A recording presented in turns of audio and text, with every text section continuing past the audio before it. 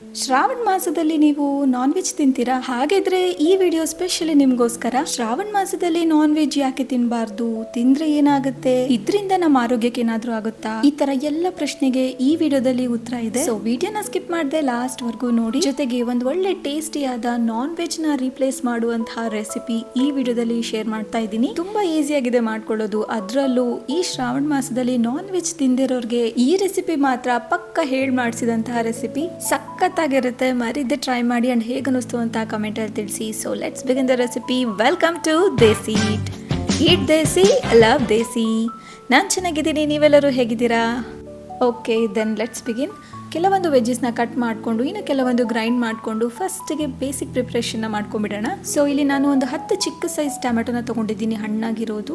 ಆನಂತರ ಒಂದು medium size ಈರುಳ್ಳಿ, ಹಾಗೆ ಒಂದು 2 ರಿಂದ 3 ಕಡ್ಡಿಯಷ್ಟು ಕರಿಬೇವನ್ನ ತೊಗೊಂಡಿದ್ದೀನಿ. ಸೊ ಒಂದು ಮೀಡಿಯಂ ಸೈಜ್ ಈರುಳ್ಳಿನ ಚಿಕ್ಕದಾಗಿ ಚಾಪ್ ಮಾಡ್ಕೊಳ್ಳಿ. ಹಾಗೆ ಟೊಮೆಟೋಸ್ನ ಮಿಕ್ಸಿ ಜಾರ್ಗೆ ಹಾಕಿ ಫೈನ್ಲಿ ಪೇಸ್ಟ್ ಮಾಡ್ಕೊಳ್ಳಿ. ಸೊ ಇವೆರಡೂ ಆಗೋಷ್ಟರಲ್ಲಿ ನಿಮ್ಮ ಹತ್ರ ಒಂದು ಸ್ಮಾಲ್ ರಿಕ್ವೆಸ್ಟ್, ನೀವೇನಾದ್ರೂ ನನ್ನ ಚಾನಲ್ಗೆ ಹೊಸಬ್ರಾಗಿದ್ರೆ ಪ್ಲೀಸ್ ಈಗಲೇ ಸಬ್ಸ್ಕ್ರೈಬ್ ಮಾಡ್ಕೊಳ್ಳಿ. ಸೊ ಈ ತರ ವೆರೈಟಿ ರೆಸಿಪೀಸ್ ಜೊತೆ ಒಳ್ಳೆ ಸ್ಟೋರಿನ ಶೇರ್ ಮಾಡ್ತಾ ಇರ್ತೀನಿ. ಸೊ ಮಿಸ್ ಮಾಡದೆ ನೋಡಿ. ಸೊ ಈ ಸ್ಟೋರೀಸ್ ನಿಮಗೆ ತುಂಬಾನೇ ಯೂಸ್ಫುಲ್ ಆಗುತ್ತೆ. ಯಾಕೆ ಅಂದ್ರೆ ಈಗಿನ ಮಕ್ಕಳು ತುಂಬಾ ಕ್ವೆಶನ್ಸ್ ಕೇಳ್ತಾ ಇರ್ತಾರೆ ಯಾವುದೇ ವಿಷಯದಲ್ಲಿ ಆಗಿರ್ಬೋದು. ಫಾರ್ ಎಕ್ಸಾಂಪಲ್ ಇದನ್ನೇ ತಗೊಳ್ಳಿ, ಶ್ರಾವಣ ಮಾಸದಲ್ಲಿ ನಾನ್ ವೆಜ್ ತಿನ್ಬಾರ್ದು ಅಂತ ನೀವ್ ಹೇಳಿದಾಗ ಅವ್ರ ಬಾಯಲ್ಲಿ ಬರೋ ಫಸ್ಟ್ ಕ್ವೆಶನ್ ಯಾಕೆ ತಿನ್ಬಾರ್ದು ಅಂತಾನೆ. ಸೊ ಇವಾಗಿನ ಶಾರ್ಪ್ ಅಂಡ್ ವೆರಿ ಸ್ಮಾರ್ಟ್ ಮಕ್ಕಳು ಈ ಕ್ವೆಶನ್ಸ್ ಕೇಳೋದು ವೆರಿ ಕಾಮನ್. ಸೊ ಆನ್ಸರ್ ಮಾಡೋಕೆ ಈ ವಿಡಿಯೋ ನಿಮ್ಗೆ ತುಂಬಾನೇ ಹೆಲ್ಪ್ ಆಗುತ್ತೆ. ಜೊತೆಗೆ ಒಂದ್ ಒಳ್ಳೆ ಸಖತ್ತಾಗಿರೋ ಟೇಸ್ಟಿ ರೆಸಿಪಿ ಸಹ ಕಲ್ತಂಗಾಗುತ್ತೆ.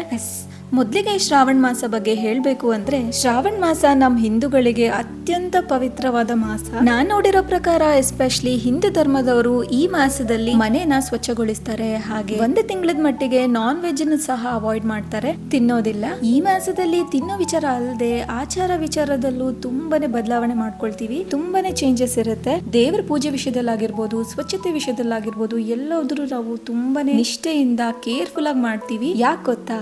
ನಮ್ ಹಿರಿಯರು ಸಂಪ್ರದಾಯ ಅಂತ ಮಾಡ್ಬಿಟ್ಟಿದ್ದಾರೆ. ಆ ಒಂದು ಕಾರಣಕ್ಕೆ ನಾವು ಇದನ್ನ ಪಾಲಿಸ್ತಾ ಇದೀವಿ. ಆದ್ರೆ ಇದ್ರದ್ದು ನಿಜ ಉದ್ದೇಶ ಏನು ಅಂತ ಮುಂದೆ ಹೇಳ್ತೀನಿ.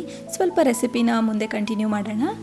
ಟೊಮೆಟೋನ ಮಿಕ್ಸಿ ಜಾರ್ಗೆ ಹಾಕಿ ನೈಸ್ ಆಗಿ ಗ್ರೈಂಡ್ ಮಾಡ್ಕೊಂಡಿದ್ದಾಯ್ತು. ನೆಕ್ಸ್ಟ್ ಈಗ ಅದೇ ಮಿಕ್ಸಿ ಜಾರ್ಗೆ 1 ಕಪ್ ಅಷ್ಟು ಕೊಬ್ಬರಿನ ಹಾಕಿದ್ದೀನಿ. ನಾನಿಲ್ಲಿ ಹಸಿ ಕೊಬ್ಬರಿನ ತಗೊಂಡಿದ್ದೀನಿ, ನೀವು ಬೇಕಿದ್ರೆ ಒಣ ಕೊಬ್ಬರಿ ಸಹ ಯೂಸ್ ಮಾಡಬಹುದು. ಜೊತೆಗೆ 1/4 ಕಪ್ ಅಷ್ಟು ಶುಂಠಿ, ಹಾಗೆ 1/4 ಕಪ್ ಅಷ್ಟು ಬೆಳ್ಳುಳ್ಳಿನ ತಗೊಂಡಿದ್ದೀನಿ.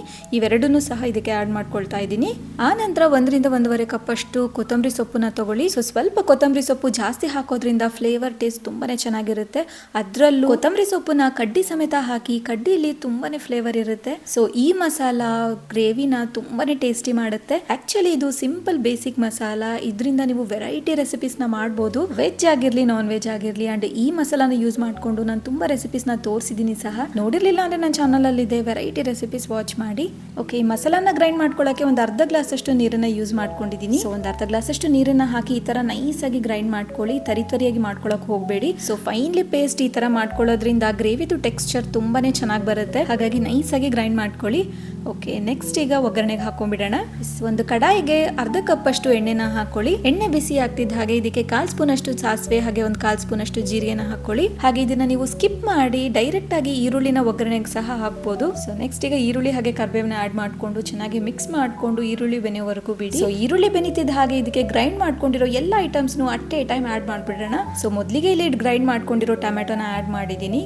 ನೆಕ್ಸ್ಟ್ ಈಗ ಗ್ರೈಂಡ್ ಮಾಡ್ಕೊಂಡಿರೋ ಸ್ಪೆಷಲ್ ಮಸಾಲಾನ ಇದಕ್ಕೆ ಆಡ್ ಮಾಡ್ಕೊಳ್ಳೋಣ. ಸೊ ಇವೆರಡು ಆಡ್ ಮಾಡ್ಕೊಂಡು ಫ್ಲೇಮ್ ನ ಲೋ ಅಲ್ಲೇ ಇಟ್ಕೊಳ್ಳಿ. ಸೊ ಒಂದ್ ಒಳ್ಳೆ ಮಿಕ್ಸ್ ನ ಕೊಡಿ, ಎರಡು ಚೆನ್ನಾಗಿ ಕಂಬೈನ್ ಆಗೋವರೆಗೂ. ಚೆನ್ನಾಗಿ ಇದು ಮಿಕ್ಸ್ ಆದ ನಂತರ ಇದಕ್ಕೆ ಕೆಲವೊಂದು ಬೇಸಿಕ್ ಮಸಾಲಾಸ್ನ ಆಡ್ ಮಾಡ್ಕೊಳ್ಳೋಣ. ಸೊ ಇಲ್ಲಿ ನಾನು ಒಂದು ಅರ್ಧ ಸ್ಪೂನ್ ಅಷ್ಟು ಅರಶಿನ ಪುಡಿನ ಆಡ್ ಮಾಡ್ಕೊಂಡಿದ್ದೀನಿ. ಹಾಗೆ 1-2 ಸ್ಪೂನ್ ಅಷ್ಟು ಖಾರದ ಪುಡಿನ ಹಾಕಿದ್ದೀನಿ. ಈ ಖಾರದ ಪುಡಿದ ಕ್ವಾಂಟಿಟಿನ ನಿಮ್ಮನೆ ಸ್ಪೈಸಿ ತಕ್ಕ ಹಾಗೆ ನೀವು ಹಾಕ್ಬೋದು. ನಾನು ಹಾಕಿರೋದು just medium spicy. So medium ಸ್ಪೈಸಿಗೆ ನೀವು 2 ಸ್ಪೂನ್ ಅಷ್ಟು ಹಾಕಿದ್ರೆ ಸಾಕಾಗುತ್ತೆ. ನೆಕ್ಸ್ಟ್ ರುಚಿಗೆ ತಕ್ಕಷ್ಟು ಉಪ್ಪು. ಇಲ್ಲಿ ನಾನು ಹಳ್ಳುಪ್ಪನ್ನ ಹಾಕಿದ್ದೀನಿ, ನೀವು ಬೇಕಿದ್ರೆ ನೈಸ್ ಉಪ್ಪು ಸಹ ಹಾಕೋಬಹುದು. ಸೊ ಚೆನ್ನಾಗಿ ಮಿಕ್ಸ್ ಮಾಡ್ಕೊಂಡು ಲಿಡ್ನ ಹಾಕಿ ಎಣ್ಣೆ ಸಪರೇಟ್ ಆಗೋವರೆಗೂ ಬಿಡಿ. ಇದಾಗೋಷ್ಟರಲ್ಲಿ ಶ್ರಾವಣ ಮಾಸ ಯಾವಾಗ ಬರುತ್ತೆ ಏನು ಅಂತ ಹೇಳ್ತೀನಿ. ಜನರಲ್ ಆಗಿ ಶ್ರಾವಣ ಮಾಸ ಜುಲೈ ತಿಂಗಳ ಲಾಸ್ಟ್ ವೀಕ್ ಅಲ್ಲೇ ಸ್ಟಾರ್ಟ್ ಆಗೋದು. ಕೆಲವೊಮ್ಮೆ ಆಗಸ್ಟ್ ತಿಂಗಳಲ್ಲಿ ಶುರು ಆಗುತ್ತೆ. ಈ ವರ್ಷ ಶುರು ಆದಾಗೆ ಈ ಮಾಸದಲ್ಲಿ ನಾನ್ ವೆಜ್ ಯಾಕೆ ತಿನ್ಬಾರ್ದು ಅಂದ್ರೆ ಇದ್ರ ಹಿಂದೆ ಧಾರ್ಮಿಕ ಹಾಗೆ ವೈಜ್ಞಾನಿಕ ಕಾರಣ ಎರಡೂ ಇದೆ. ಆ ಎರಡು ಕಾರಣನ ನಾನು ನಿಮ್ಗೆ ಮುಂದೆ ತಿಳಿಸ್ತೀನಿ. ಅದಕ್ಕೆ ಮುಂಚೆ ಸ್ವಲ್ಪ ರೆಸಿಪಿನ ಕಂಟಿನ್ಯೂ ಮಾಡೋಣ. ಗ್ರೇವಿ ಬೇಸ್ ರೆಡಿ ಆಗ್ತಾ ಇದೆ ಅಷ್ಟರಲ್ಲಿ ಅದ್ರಲ್ಲಿ ಹಾಕಿರೋ ಗೋಲ್ಡ್ ಕಾಯಿನ್ಸ್ ಅಥವಾ ಚಿಕನ್ ಪೀಸಸ್ ತರ ಕಾಣಿಸೋ ಆ ಒಂದು ಐಟಮ್ ನ ರೆಡಿ ಮಾಡ್ಕೊಂಡ್ಬಿಟ್ಟೋಣ. ಸೊ ಇಲ್ಲಿ ನಾನು 1.5 ಕಪ್ ಅಷ್ಟು ಕಡಲೆಬೇಳೆ ಹಿಟ್ಟನ್ನ ತಗೊಂಡಿದ್ದೀನಿ. ಇದನ್ನ ಜರಡಿ ಏನು ಹಿಡಿದಿಲ್ಲ, ನಾನು ಹಾಗೆ ಹಾಕ್ತಾ ಇದ್ದೀನಿ. ನೈಸ್ ಆಗಿರ್ಬೇಕಂತ ಏನೂ ಇಲ್ಲ. ನೆಕ್ಸ್ಟ್ ಇದಕ್ಕೆ ಕೆಲವೊಂದು ಮಸಾಲಾಸ್ನ ಆಡ್ ಮಾಡ್ಕೊಳ್ಳೋಣ. 1 ಸ್ಪೂನ್ ಅಷ್ಟು ಖಾರದ ಪುಡಿ, 1/4 ಸ್ಪೂನ್ ಅಷ್ಟು ಅರಿಶಿನ ಪುಡಿ, 1/2 ಸ್ಪೂನ್ ಅಷ್ಟು ಉಪ್ಪು, ಹಾಗೆ 1/2 ಸ್ಪೂನ್ ಅಷ್ಟು ಧನಿಯಾ ಪುಡಿನ ಹಾಕಿ ಇದಕ್ಕೆ ನೀವು ಶುಂಠಿ ಬೆಳ್ಳುಳ್ಳಿ ಪೇಸ್ಟ್ ಮನೆಯಲ್ಲಿ ರೆಡಿ ಇದ್ರೆ ಅದನ್ನ ಆಡ್ ಮಾಡ್ಕೋಬಹುದು. ಇಲ್ಲ ಅಂದ್ರೆ ನಂತರ ಫ್ರೆಶ್ ಆಗಿ ಸಹ ಪ್ರಿಪೇರ್ ಮಾಡ್ಕೋಬಹುದು. ಬಟ್ ನನ್ನ ಪ್ರಕಾರ ಫ್ರೆಶ್ ಆಗಿ ಮಾಡ್ಕೊಂಡಾಗ ತುಂಬಾನೇ ಫ್ಲೇವರ್ಫುಲ್ ಆಗಿರುತ್ತೆ. ಸೊ ಇಲ್ಲಿ ನಾನು 1 ಗಡ್ಡೆಯಷ್ಟು ಬೆಳ್ಳುಳ್ಳಿಗೆ 1/2 ಇಂಚಷ್ಟು ಶುಂಠಿನ ತಗೊಂಡಿದ್ದೀನಿ. ಜೊತೆಗೆ 1/2 ಕಪ್ ಅಷ್ಟು ಕೊತ್ತಂಬರಿ ಸೊಪ್ಪನ್ನ ಹಾಕಿ ಗ್ರೈಂಡ್ ಮಾಡ್ಕೊಳ್ಳಿ. ಇದನ್ನ ತುಂಬಾ ನೈಸ್ ಆಗಿ ಮಾಡ್ಕೊಳ್ಳೋ ಅವಶ್ಯಕತೆ ಇಲ್ಲ, ತರಿಯಾಗಿ ಮಾಡ್ಕೋಬಹುದು. ಸೊ ನಾನಿಲ್ಲಿ ಸ್ವಲ್ಪ ತರಿಯಾಗಿ ಮಾಡ್ಕೊಂಡಿದ್ದೀನಿ. ಗ್ರೈಂಡ್ ಮಾಡ್ಕೊಂಡಿರೋದನ್ನ ಈಗ ಈ ಹಿಟ್ಟಿಗೆ ಹಾಕೊಳ್ಳೋಣ. ನೆಕ್ಸ್ಟ್ ಈಗ ಹಿಟ್ಟಿಗೆ ಸ್ವಲ್ಪ ನೀರನ್ನ ಆಡ್ ಮಾಡ್ತಾ ಮಿಕ್ಸ್ ಮಾಡ್ತಾ ಹೋಗೋಣ. ತುಂಬಾ ನೀರಾಗಿ ಮಾಡ್ಕೋಬಾರ್ದು, ಹಾಗಂತ ತುಂಬಾ ಗಟ್ಟಿ ಸಹ ಕಲ್ಸ್ಕೋಬಾರ್ದು. ನಾನು ವಿಡಿಯೋದಲ್ಲಿ ತೋರಿಸಿರೋ ಹಾಗೆ ಮಾಡ್ಕೊಳ್ಳಿ. ಇದನ್ನ ಕಲ್ಸ್ಕೊಳ್ಳೋಕೆ 1/2 ಗ್ಲಾಸ್ ಅಷ್ಟು ನೀರು ಇಡ್ಸುತ್ತೆ ಅಷ್ಟೇ. ತುಂಬಾ ಹಾಕ್ಬಿಟ್ಟು ನೀರಾಗಿ ಮಾಡ್ಕೊಳಕ್ ಹೋಗ್ಬೇಡಿ. ಇದನ್ನ ಕಲಿಸ್ತಾ ನಾನ್ ವೆಜ್ ತಿನ್ಬಾರ್ದು ಅನ್ನೋ ಹಿಂದೆ ಇರುವ ಧಾರ್ಮಿಕ ಹಾಗೆ ವೈಜ್ಞಾನಿಕ ಕಾರಣನ ಹೇಳ್ತೀನಿ. ಶ್ರಾವಣ ಮಾಸ ಶುರು ಆಗೋದು ಮಳೆಗಾಲದಲ್ಲಿ, ಹೌದಾ? ಮಳೆಗಾಲದಲ್ಲಿ ಕ್ಲೈಮೇಟ್ ವಾತಾವರಣ ಹ್ಯೂಮಿಡಿಟಿ ಅಂದ್ರೆ ತೇವಾಂಶ ಹೆಚ್ಚಿರುತ್ತೆ. ವಾತಾವರಣ ಹೀಗಿರೋ ಕಾರಣ ನಮ್ ಡೈಜೆಷನ್ ಅಂದ್ರೆ ಜೀರ್ಣಾಂಗ ವ್ಯವಸ್ಥೆ ತುಂಬಾ ಸ್ಲೋ ಆಗಿರುತ್ತೆ. ಯಾವುದೇ ಫುಡ್ ತಿಂದ್ರು ನೀವು ಡೈಜೆಸ್ಟ್ ಬೇಗ ಆಗಲ್ಲ, ಸ್ವಲ್ಪ ಸ್ಲೋ ಇರುತ್ತೆ ಈ ಮಳೆಗಾಲದಲ್ಲಿ. ಅದ್ರಲ್ಲೂ ನಾನ್ ವೆಜ್ ಅಂತ ಹೆವಿ ಫುಡ್ ಡೈಜೆಸ್ಟ್ ಆಗೋಕೆ ತುಂಬಾ ಕಷ್ಟ ಅನ್ನೋದು ಕಾರಣಕ್ಕೆ ಈ ಶ್ರಾವಣ ಮಾಸ ಮಳೆಗಾಲದಲ್ಲಿ ನಾನ್ ವೆಜ್ ನ ಅವಾಯ್ಡ್ ಮಾಡಿ ಅಂತ ಹೇಳಿರೋದು. ಹಾಗಿದ್ರೆ ಈ ಮಳೆಗಾಲದಲ್ಲಿ ಯಾವ ಫುಡ್ ತಿಂದ್ರೆ ಸೇಫ್, ಈಸಿ ಡೈಜೆಷನ್ ಆಗುತ್ತೆ ಅನ್ನೋ ಕ್ವೆಶನ್ ತಲೆಯಲ್ಲಿ ಬರ್ತಿರ್ಬೋದು. ಒಳ್ಳೆ ಟೇಸ್ಟಿ ಆದ ಇವತ್ತು ನಾನ್ ಮಾಡ್ತಿರೋ ಹಾಗೆ ವೆಜ್ ರೆಸಿಪೀಸ್ ನ ಮಾಡ್ಕೋಬಹುದು ನೀವು. ಅಂದ್ರೆ ಹಣ್ಣು ತರಕಾರಿ ಈ ತರ ಫುಡ್ ನ ನೀವು ತಗೋಬಹುದು. ಅಂದ್ರೆ ಪ್ಲಾಂಟ್ ಬೇಸ್ಡ್ ಫುಡ್, ನಮ್ಗೆ ಗಿಡಗಳಿಂದ ಸಿಗುವಂತಹ ಫುಡ್ ನ ನೀವು ತಗೋಬಹುದು. ಅಂಡ್ ಅನಿಮಲ್ ಬೇಸ್ಡ್ ಫುಡ್ ಅಂದ್ರೆ ಇದೇ ನಾನ್ ವೆಜ್ ನ ನೀವು ಅವಾಯ್ಡ್ ಮಾಡಿ. ಈ ಹಣ್ಣು ತರಕಾರಿಗಳನ್ನ ತಿನ್ನೋದ್ರಿಂದ ನಿಮ್ಗೆ ಡೈಜೆಷನ್ ಸುಲಭವಾಗುತ್ತೆ, ಹಾಗೆ ನಿಮ್ ಆರೋಗ್ಯ ಸಹ ತುಂಬಾನೇ ಚೆನ್ನಾಗಿರುತ್ತೆ. ಇದೊಂದೇ ಅಲ್ಲ, ಇನ್ನೊಂದು ಇಂಪಾರ್ಟೆಂಟ್ ಕಾರಣ ಸಹ ಇದೆ, ಅದನ್ನ ಮುಂದೆ ಹೇಳ್ತೀನಿ. ಸ್ವಲ್ಪ ರೆಸಿಪಿ ಕಡೆ ನೋಡೋಣ ಬನ್ನಿ. ಹಿಟ್ಟನ್ನ ನಾನು ವಿಡಿಯೋದಲ್ಲಿ ತೋರಿಸಿರೋ ಹಾಗೆ ಕಲ್ಸ್ಕೊಳ್ಳಿ. ತುಂಬಾ ಗಟ್ಟಿಯಾಗಿಲ್ಲ, ಹಾಗಂತ ತುಂಬಾ ನೀರಾಗಿ ಸಹ ಇಲ್ಲ. ನೋಡಿ, ಈ ತರ ಸಾಫ್ಟ್ ಆಗಿರ್ಬೇಕು. ಹಿಟ್ಟನ್ನ ಕಲ್ಸ್ಕೊಂಡಿದ ನಂತರ ಅದು ತುಂಬಾ ಸ್ಟಿಕ್ಕಿ ಅನ್ಸ್ತಾ ಇರುತ್ತೆ. ಹಾಗಾಗಿ ಸ್ವಲ್ಪ ಎಣ್ಣೆನ ಕೈಗೆ ಹಚ್ಕೊಂಡ್ಬಿಟ್ಟು ಈ ತರ ಮಾಡ್ಕೊಳ್ಳಿ. ಇದನ್ನ ನಾನು ವಿಡಿಯೋದಲ್ಲಿ ತೋರಿಸಿರೋ ಹಾಗೆ ಚಿಕ್ಕ ಸೈಜ್ ಅಲ್ಲೇ ಮಾಡ್ಕೊಳ್ಳಿ. ಯಾಕೆ ಅಂದ್ರೆ ಇದನ್ನ ಗ್ರೇವಿಗೆ ಹಾಕಿದ ತಕ್ಷಣ ಇದ್ರದ್ದು ಸೈಜ್ ಸ್ವಲ್ಪ ಇನ್ಕ್ರೀಸ್ ಆಗುತ್ತೆ. ತುಂಬಾ ದೊಡ್ಡದಾಗಿದ್ರೆ ನೋಡೋಕೆ ಒಂಥರ ಇರುತ್ತಲ್ವಾ, ಹಾಗಾಗಿ ಈ ತರ ಚಿಕ್ಕದ್ ಮಾಡ್ಕೊಳ್ಳಿ. ನೋಡೋಕು ಚೆನ್ನಾಗಿರುತ್ತೆ, ಹಾಗೆ ತಿನ್ನೋಕು ಚೆನ್ನಾಗ್ ಅನ್ಸುತ್ತೆ. ಹಾಗೆ ತುಂಬಾ ತೆಳುವಾಗಿ ಮಾಡ್ಕೋಬೇಡಿ, ಹಾಗಂತ ತುಂಬಾ ದಪ್ಪವಾಗಿ ಸಹ ಮಾಡ್ಕೋಬೇಡಿ.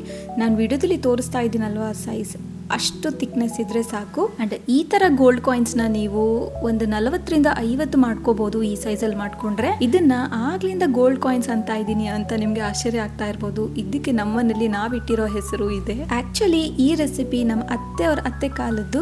ಆಗ ಅವರು ಇದಕ್ಕೆ ಹಿಟ್ಟಿನ ಗುಳ್ಳಿ ಅಂತ ಕರಿತಾ ಇದ್ರು, ಆದ್ರೆ ಈಗ ಮನೇಲಿ ಮಕ್ಕಳು ಇದನ್ನ ಗೋಲ್ಡ್ ಕಾಯಿನ್ಸ್ ಅಂತಾನೆ ಕರೀತಾರೆ. ಒಳ್ಳೆ ಫ್ಯಾನ್ಸಿ ಹೆಸರನ್ನ ಚೂಸ್ ಮಾಡಿದ್ದಾರೆ. ಎಸ್, ನೋಡ್ತಾ ಇದ್ದೀರಲ್ವಾ, ಇಷ್ಟು ತಿಕ್ಕಾಗಿರ್ಲಿ, ಹಾಗೆ ಸೈಜ್ ಇಷ್ಟಿರ್ಲಿ, ಪರ್ಫೆಕ್ಟ್ ಆಗಿರುತ್ತೆ. ನಾನ್ ಹೇಳ್ದಾಗೆ ಒಂದು 40ರಿಂದ 50 ಆರಾಮಾಗಿ ಮಾಡ್ಕೋಬಹುದು. ಸೊ ನಾನು ಎಲ್ಲದನ್ನು ಮಾಡ್ಕೊಂಡಿದ್ದೀನಿ. ಹಾಗೆ ಇದ್ರದ್ದು ಟೇಸ್ಟ್ ಮಾತ್ರ ಸಖತ್ತಾಗಿರುತ್ತೆ. ತಿನ್ಬೇಕಾದ್ರೆ ತುಂಬಾನೇ ಚೆನ್ನಾಗಿರುತ್ತೆ. ಮರಿದ್ದೆ ಟ್ರೈ ಮಾಡಿ. ಓಕೆ, ಒಂದು 8ರಿಂದ 10 ನಿಮಿಷ ಬಿಡ್ತಿದ್ದ ಹಾಗೆ ನೋಡಿ ಈ ಥರ ಎಣ್ಣೆ ಸಪ್ರೇಟ್ ಆಗಿರುತ್ತೆ. ಸೊ ಈ ಥರ ಎಣ್ಣೆ ಸಪ್ರೇಟ್ ಆಗಿದೆ ಅಂದರೆ ಮಸಾಲ ಪರ್ಫೆಕ್ಟ್ ಆಗಿ ಕುಕ್ ಆಗಿದೆ ಅಂತ ಅರ್ಥ. ಜೊತೆಗೆ ಹಸಿ ವಾಸನೆ ಹೋಗಿ ಘಮ ಸಹ ಸ್ಟಾರ್ಟ್ ಆಗಿದೆ. ಸೊ ಈಗ ಒಂದು ಒಳ್ಳೆ ಮಿಕ್ಸ್ನ ಕೊಟ್ಟು ಇದಕ್ಕೆ ನೀರನ್ನ ಆ್ಯಡ್ ಮಾಡ್ಕೊಳ್ಳೋಣ. ಸೊ ಗ್ರೇವಿದು ಕನ್ಸಿಸ್ಟೆನ್ಸಿ ನೀವು ಸ್ವಲ್ಪ ತೆಳುವಾಗೆ ಇಡಬೇಕಾಗುತ್ತೆ. ಯಾಕೆ ಅಂದರೆ ಕಡಲೆ ಹಿಟ್ಟಿಂದ ಏನು ಮಾಡ್ಕೊಂಡಿದೀವಲ್ವಾ ಗೋಲ್ಡ್ ಕಾಯಿನ್ಸ್, ಅದನ್ನ ಹಾಕಿದ ತಕ್ಷಣ ಗ್ರೇವಿ ಇನ್ನೂ ತಿಕ್ಕಾಗ್ಬಿಡುತ್ತೆ. ಹಾಗಾಗಿ ಸ್ವಲ್ಪ ನೀರನ್ನ ಜಾಸ್ತಿ ಹಾಕೊಳ್ಳಿ, ಆಗ ಪರ್ಫೆಕ್ಟ್ ಆಗುತ್ತೆ. ಸೊ ಇಲ್ಲಿ ನಾನು ಇದಕ್ಕೆ 3ರಿಂದ 3.5 ಗ್ಲಾಸ್ ಅಷ್ಟು ನೀರನ್ನ ಹಾಕಿದ್ದೀನಿ. ನೀವು ಒಟ್ಟಿಗೆ 3 ಗ್ಲಾಸ್ ಅಷ್ಟು ನೀರನ್ನ ಹಾಕಕ್ ಹೋಗ್ಬೇಡಿ, ಚೆಕ್ ಮಾಡ್ಕೊಂಡು ಆ ನಂತರ ಮತ್ತೆ ಹಾಕೊಳ್ಳಿ. ನಾನು ಆಗ್ಲೇ 2 ಗ್ಲಾಸ್ ಅಷ್ಟು ನೀರನ್ನ ಹಾಕಿದ್ದೆ. ಗ್ರೇವಿದು ಥಿಕ್ನೆಸ್ ಜಾಸ್ತಿ ಇರೋ ಕಾರಣ ಮತ್ತೆ 1 ಗ್ಲಾಸ್ ಅಷ್ಟು ನೀರನ್ನ ಹಾಕಿದ್ದೀನಿ. ಸೊ ನೀರನ್ನ ಹಾಕಿದ್ಮೇಲೆ ಒಂದು ಒಳ್ಳೆ ಮಿಕ್ಸ್ ನ ಕೊಟ್ಟು ಈ ಗೋಲ್ಡ್ ಕಾಯಿನ್ಸ್ ಪ್ರಿಪೇರ್ ಮಾಡ್ಕೊಂಡಿದ್ವಲ್ವಾ ಎಲ್ಲದನ್ನು ನಿಧಾನವಾಗಿ ಡ್ರಾಪ್ ಮಾಡಿ. ಆದ್ರೆ ವೆರಿ ಇಂಪಾರ್ಟೆಂಟ್, ಮಸಾಲ ಒಂದ್ಸಲ ಕುದಿಯಕ್ ಸ್ಟಾರ್ಟ್ ಆಗ್ತಿದ್ದ ಹಾಗೆ ಹಾಕಿ ನೀರನ್ನ ಆಡ್ ಮಾಡ್ತಿದ್ದ ಹಾಗೆ ಇಂದಲೇ ಹಾಕಕ್ ಹೋಗ್ಬೇಡಿ. ಸೊ ಒಂದೊಂದಾಗೆ ಡ್ರಾಪ್ ಮಾಡಿ ಆ ನಂತರ 1ರಿಂದ 1.5 ಸ್ಪೂನ್ ಅಷ್ಟು ಧನಿಯಾ ಪುಡಿನ ಹಾಕಿ ಒಂದು ಒಳ್ಳೆ ಮಿಕ್ಸ್ ನ ಕೊಟ್ಟು ಲಿಡ್ನ ಹಾಕಿ ಲೋ ಫ್ಲೇಮ್ ಅಲ್ಲೇ ಒಂದು 5ರಿಂದ 8 ನಿಮಿಷ ಬಿಡಿ. ಸೊ ಫೈನಲಿ ಈ ರೆಸಿಪಿ ರೆಡಿ ಆಗೋಷ್ಟರಲ್ಲಿ ನಿಮ್ಗೆ ಇನ್ನೊಂದು ಇಂಪಾರ್ಟೆಂಟ್ ಕಾರಣನ ಹೇಳ್ತೀನಿ. ನಾನ್ ವೆಜ್ ಈ ಶ್ರಾವಣ ಮಾಸದಲ್ಲಿ ಯಾಕೆ ತಿನ್ಬಾರ್ದು, ಈ ಮಳೆಗಾಲದಲ್ಲಿ ಯಾಕೆ ತಿನ್ಬಾರ್ದು ಅಂತ. ಮಳೆಗಾಲದಲ್ಲಿ ಕ್ರಿಮಿ ಕೀಟಗಳ ಕಾಟ ಹೆಚ್ಚಾಗಿರುತ್ತಲ್ವಾ, ಹಾಗೆ ಸೂರ್ಯನ ಬೆಳಕು ಸಹ ಕಡಿಮೆ ಇರುತ್ತೆ. ಇದರಿಂದ ತೇವಾಂಶ ಜಾಸ್ತಿ ಆಗುತ್ತೆ. ಆಗ ಮನುಷ್ಯರಿಗಾಗಿರ್ಬೋದು ಪ್ರಾಣಿಗಳಿಗಾಗಿರ್ಬೋದು ಬೇಗ ಸೋಂಕು ರೋಗ ತಗಲುತ್ತೆ. ಅದ್ರಲ್ಲೂ ಈ ಕೋಳಿಗಳು ಹಲವಾರು ಕ್ರಿಮಿಕೀಟಗಳನ್ನ ಗೊತ್ತಿಲ್ದೇನೆ ಸೇವಿಸ್ಬಿಡತ್ತೆ. ಇದ್ರಿಂದ ಅನಾರೋಗ್ಯಕ್ಕೆ ಗುರಿಯಾಗುತ್ತೆ. ಇದನ್ನ ತಿಳಿದೆ ನಾವು ತಿಂದ್ರೆ ರೋಗ ಬರೋದಂತೂ ಗ್ಯಾರಂಟಿ. ಹಾಗಾಗಿ ಈ ಚಾನ್ಸ್ ನ ತಗೊಳಕ್ಕೆ ಹೋಗ್ಬೇಡಿ.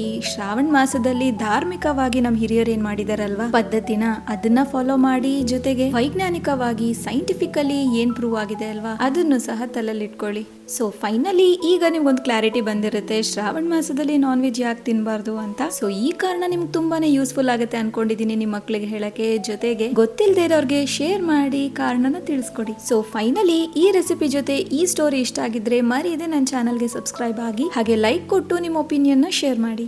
ಸೊ ಫೈನಲಿ ನೋಡ್ತಾ ಇದ್ರಲ್ವಾ ಈ ಗೋಲ್ಡ್ ಕಾಯಿನ್ಸ್ ಈ ತರ ಗಟ್ಟಿ ಆಗುತ್ತೆ ಅಂದ್ರೆ ಪರ್ಫೆಕ್ಟ್ ಆಗಿ ಬೆಂದಿದೆ ಅಂತ ಅರ್ಥ. ಹಾಗೆ ಫ್ರೆಶ್ ಕೊತ್ತಂಬರಿ ಸೊಪ್ಪಿಂದ ಗಾರ್ನಿಶ್ ಮಾಡಿ. Try this and enjoy.